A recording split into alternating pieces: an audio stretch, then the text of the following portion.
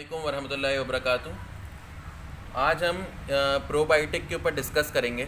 काफ़ी लोग मुझसे सवाल करते हैं कि प्रोबायोटिक जो है वो कौन सा हम इस्तेमाल करें और प्रोबायोटिक जो है वो कैसे पता चलेगा कि कौन सा प्रोबायोटिक जो है वो सही है और कौन सा जो है प्रोबायोटिक जो है वो बायोफ्लॉक के लिए सही नहीं है।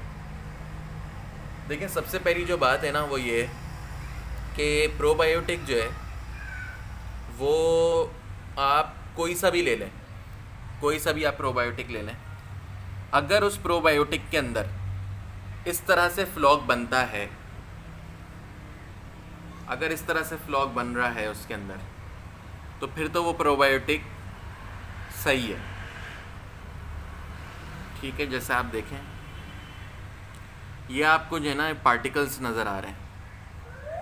ये जो पार्टिकल्स होते हैं ये हर वो प्रोबायोटिक जो बायोफ्लॉक के लिए अच्छा है उसके अंदर लाजमी बनेंगे। ये देखें आप, आहिस्ता आहिस्ता ये बैठते भी जाएंगे। ये आप देखेंगे आहिस्ता आहिस्ता यहाँ से यहाँ तक हमें जो है ये पानी आहिस्ता आहिस्ता क्लियर होता जा रहा है और ये नीचे हमारा ये बैठता जा रहा है। इसको कहते हैं फ्लॉक। अगर हमारे टैंक में इस तरह से फ्लॉक बन रहा है, इसका मतलब ये है कि जो प्रोबायोटिक हम यूज़ कर रहे हैं वो प्रोबायोटिक बिल्कुल ठीक है। ये देखें आप,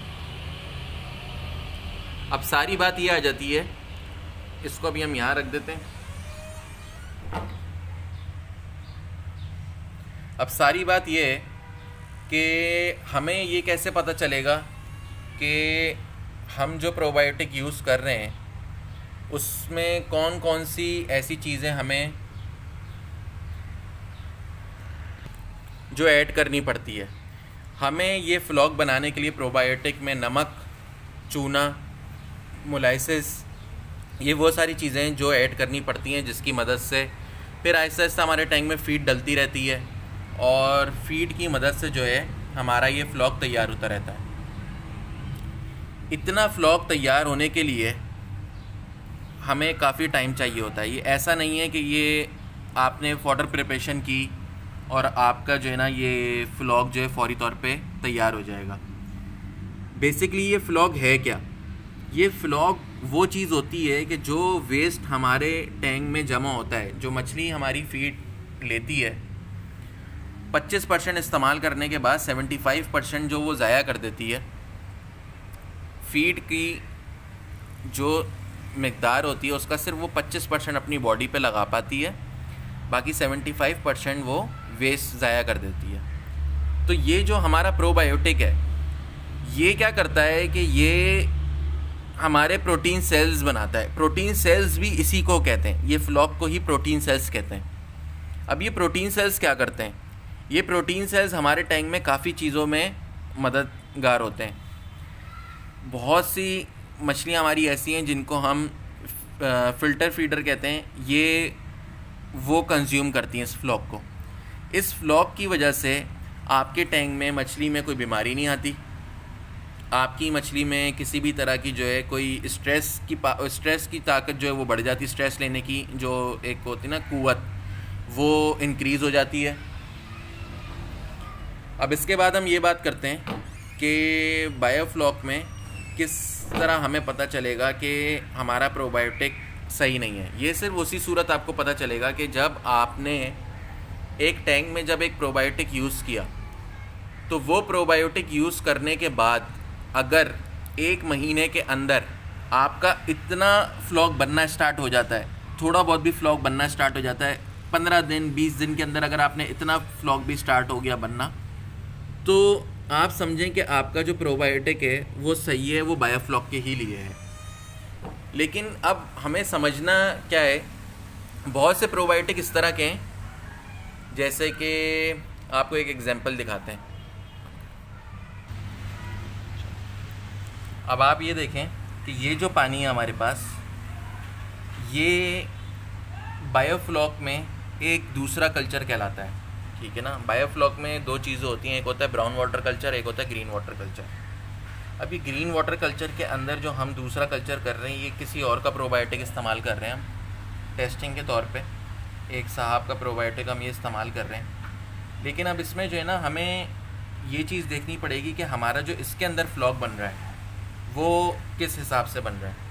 अब मैं आपको कुछ डिटेल इस तरह से बताना चाह रहा हूँ कि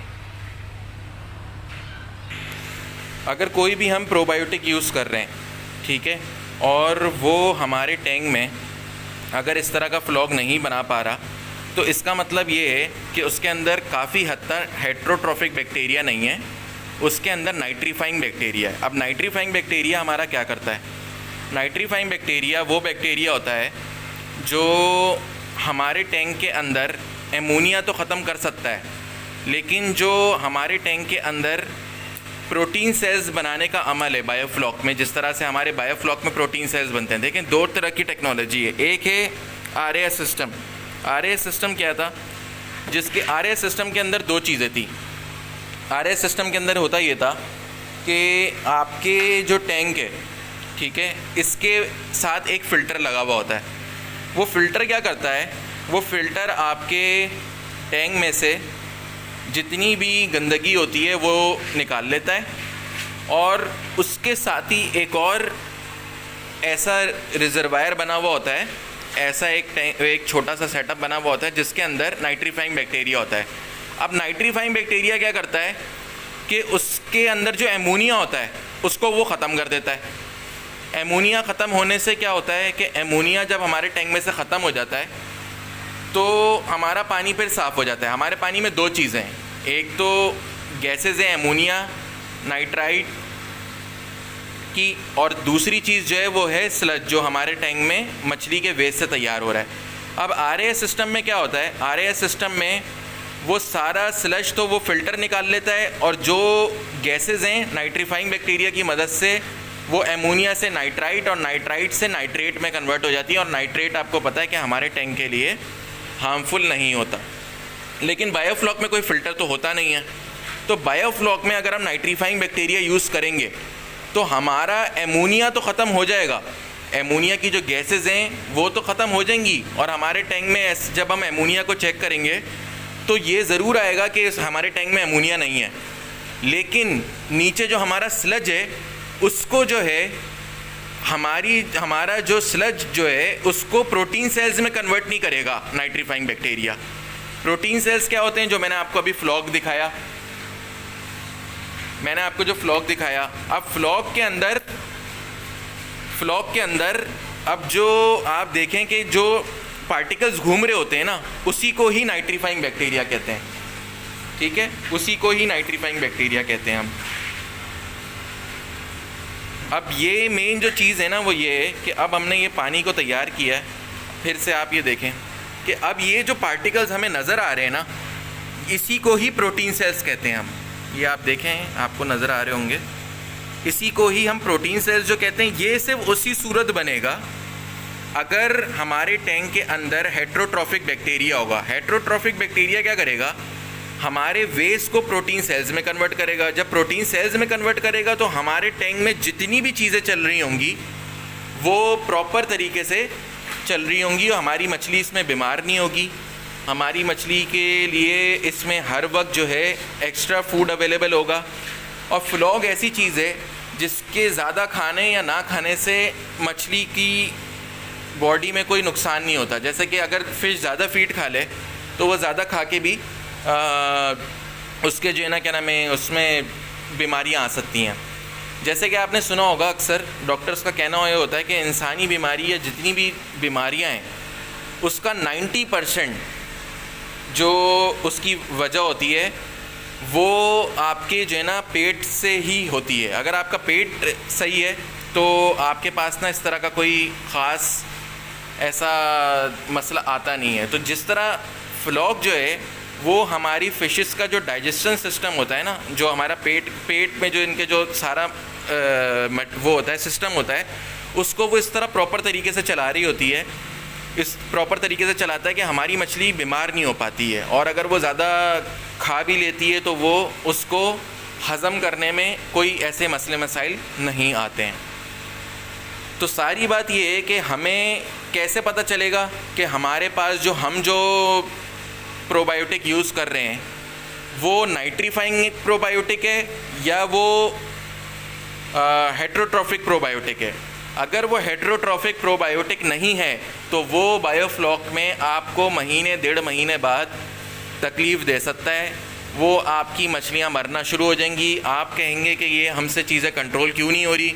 असल उसकी वजह ये नहीं होती कि आपके टैंक में क्या मसले आ रहे हैं। उसकी असल वजह जो होती है वो ये होती है कि नाइट्रीफाइंग बैक्टीरिया सिर्फ़ और सिर्फ एमोनिया ख़त्म कर सकता है।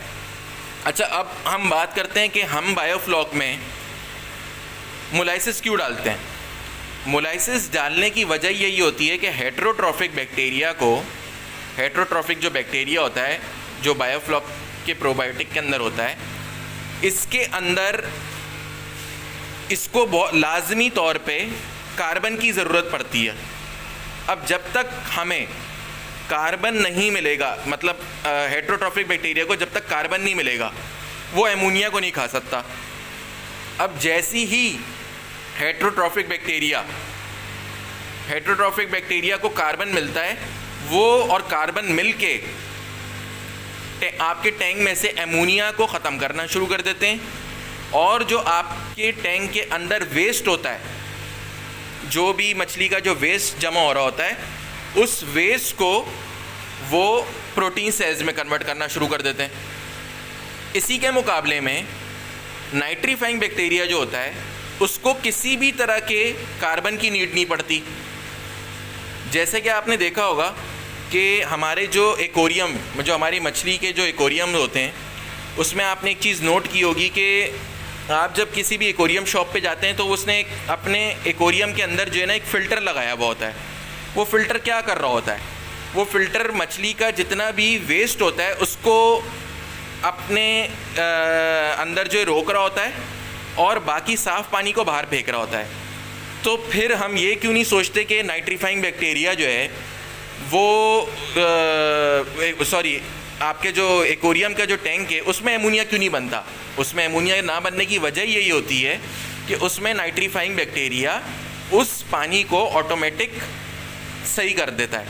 अच्छा, अब नाइट्रीफाइंग बैक्टीरिया जो है ना, ये वो बैक्टीरिया है जो खुद ऑटोमेटिक 45 दिन में, 40-45 दिन में मछली आपने किसी भी साफ़ पानी में डाली और आप फीड डाल लें, या आपने किसी भी पानी में, किसी भी साफ़ पानी में आपने थोड़े दिन के लिए फीड डाल के छोड़ दी, तो नाइट्रीफाइंग बैक्टीरिया तो ऑटोमेटिक उसमें अपडेट हो जाता है। मतलब 40-45 दिन बाद जो है खुद ब खुद जो है ना वो इसके अंदर जो है तैयार होना शुरू हो जाता है। तो खुद ब खुद जो है ना इसके अंदर जिस तरह से वो तैयार होता जाता है, जैसी वो तैयार हो जाता है, तो होता क्या है कि उसमें आप जब भी एमोनिया चेक करेंगे तो आपको एमोनिया हर वक्त ज़ीरो नज़र आएगा। आपको जब भी आप जो है ना वो करेंगे, एमोनिया चेक करेंगे, तो आपको एमोनिया जो है ना हर वक्त ज़ीरो नज़र आ रहा होगा, लेकिन उसके बावजूद आपकी मछलियाँ मर रही होंगी। तो आप ये चीज़ आइडेंटिफाई नहीं कर पाएंगे कि हमारे साथ आखिर मसला आ क्या रहा है। तो उसका मसला हमारा प्रोबायोटिक का ही होता है। तो आज मैंने जितनी कोशिश कर सकता था मैंने आप लोगों को समझाया कि नाइट्रीफाइंग बैक्टीरिया और हेट्रोट्रॉफिक बैक्टीरिया में क्या फ़र्क है। और बायोफ्लॉक में हम अगर यूज़ करते हैं हेट्रोट्रॉफिक बैक्टीरिया के अलावा कोई भी अगर हम यूज़ करते हैं, अभी कुछ अरसे पहले जो है कुछ वीडियोज़ आ रही थी जिसमें बायोफ्लॉक टैंक्स में जो है ना लोग फ़िल्टर लगा रहे हैं। उसकी क्या वजह आ रही है, वो क्यों लगा रहे हैं फ़िल्टर? उसमें यही मसला आ रहा है ना कि फ़िल्टर लगाने का मसला यूं ही आ रहा है क्योंकि उनका जो स्लज है वो ख़त्म ही नहीं हो पा रहा। तो आपका स्लज उस वक्त तक ख़त्म नहीं होगा जब तक आप जो है ना, जब तक आप लोग जो है ना उसके अंदर जो है हेट्रोट्रॉफिक बैक्टीरिया यूज़ नहीं करेंगे। चलें जी, आज के लिए इतना ही।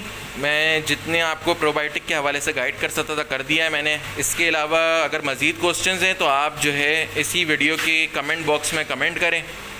बाकी चैनल को आप सब्सक्राइब कर लें, तो इससे होगा ये कि हमारी आने वाली जो भी वीडियोज़ हुआ करेंगी वो आपके पास आ जाएंगी। अगर आप बेल आइकन को क्लिक कर लेंगे तो इससे आपको जो है आपके पास नोटिफिकेशन भी आ जाएगा। और दूसरी बात ये बिल्कुल फ्री है, इसमें किसी भी तरह की जो है ना कोई पैसे नहीं लगते हैं सब्सक्राइब का बटन दबाने से या बेल आइकन दबाने से। तो आप लोग इस चीज़ को कर लें ताकि मज़ीद आने वाली वीडियोज़ में जो है आप लोग आहिस्ता आहिस्ता इन सारी चीज़ों को अच्छी तरह समझें ख़ुद से। क्योंकि जब आपकी बेसिक इतनी स्ट्रॉन्ग हो जाएगी तो इंशाल्लाह ताला आपके काम करने में कोई आपको मसले मसाइल बहुत कम फेस होंगे। तो मैंने आपको आज नाइट्रीफाइंग बैक्टीरिया और हेटेरोट्रॉफिक बैक्टीरिया के दोनों का फ़र्क बता दिया है, कौन सा प्रोबायोटिक इसमें बायोफ्लॉक में यूज़ होता है। और अगर कुछ लोग हैं जिनको कुछ लोग नाइट्रीफाइंग बैक्टीरिया को जो है हेटेरोट्रॉफिक बैक्टीरिया बोल के बेच तो रहे हैं, तो वो ख़ुद ब खुद इस चीज़ को समझ सकते हैं।